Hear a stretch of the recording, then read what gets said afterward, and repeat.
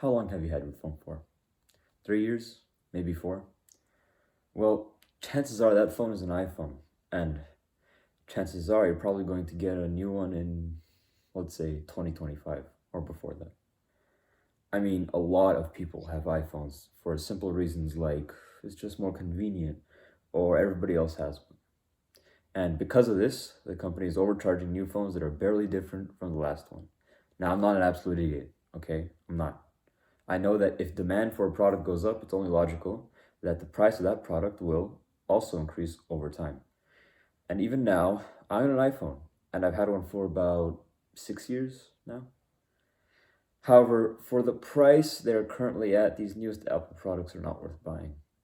Moreover, Apple has in the past shown a lack of care towards a problem until they were in the public eye for it. For example, those iCloud security breaches where those celebrities' nudes got leaked revealed how stupidly easy it always was to access anybody else's Apple ID, but we'll get into that later. More recently, Apple has been accused of planned obsolescence, meaning they purposefully put flaws in their products to force their customers to crawl back to Apple for repairs for those products. Apple would be fully able to just inflate the prices of repairs, let's say on an iPhone 12 camera, because no other smartphone technician would be able to fix it. But Apple's not new to overcharging their customers. Let's go back to the beginning.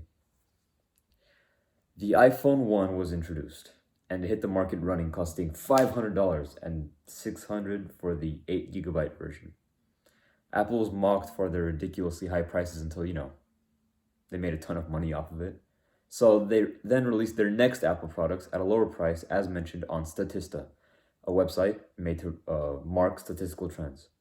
Now, everybody who got an iPhone 1 for $500 was looking to buy the iPhone 3G because it was just an improved version of the phone that they already had, and it cost less. Today, Apple is doing the same thing. The iPhone X cost $1,000, but the iPhone XR was more different than the 11 was, the XR. According to 9to5mac.com, the biggest differences between the XR and the 11 was the fact that the iPhone 11 came with a night mode camera. Oh, and optical zoom, but they were very similar in that they cost significantly less than the iPhone X. Alright, you probably found a pattern here. Apple makes a product that is overpriced, but is okay because people buy them anyway, and Apple's marketing team is one of the greatest of all time. That's all correct, but you'd think with this many people relying on Apple products and Apple technology, they wouldn't be so nonchalant regarding the privacy of their trusted customers, would they? Well, if you think they wouldn't, boy, do I have news for you. Apple does not do as much to protect their customers' data. Flashback to 2006, when McAfee released, or McAfee, however you pronounce it, released a report that indicated there was a 228% increase. 228? Yes, 228% increase in vulnerabilities in Apple products from 2003 to 2005. Now look, I get it. That was 2006. They have definitely improved since then. Yeah, you're right. But in 2009, Silicon.com, a now dead website, stated that they are still lagging behind on security, and the only reason there aren't as many attacks is due to a lack of interest from hackers to breach Apple products rather than, let's say, Windows desktops. Well, in 2014, an interest arose, and that interest was in nude celebrities. The Guardian describes how the hack happened. And I quote, "The posting to GitHub, a platform that hosts code, of an exploit against Apple's Find My iPhone service, which could use brute force attacks to work out a password, points to the existence of weak links in Apple's service that could have been exploited once somebody had the email address of a celebrity or their manager." Now, basically, what this meant was that somebody decided to try working out a password to somebody's Apple ID, doing nothing but guessing a bunch of passwords through Find My iPhone. They just sat there guessing passwords. Of course, Apple has taken precautions since then, but their security still isn't airtight. I myself am not even fully aware of what could happen to my own phone, But I know that if there was anything ever legally questionable on it, it's completely within an officer's jurisdiction to force them to open my phone with Face ID.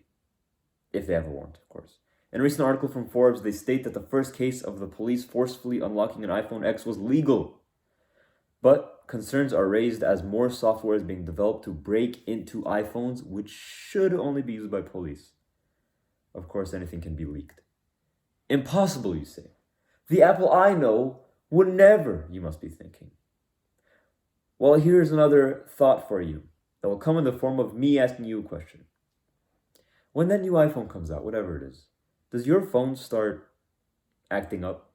Like, is the battery draining a bit quicker? Maybe there are now simple bugs that are completely new. Well, do I have even more news for you?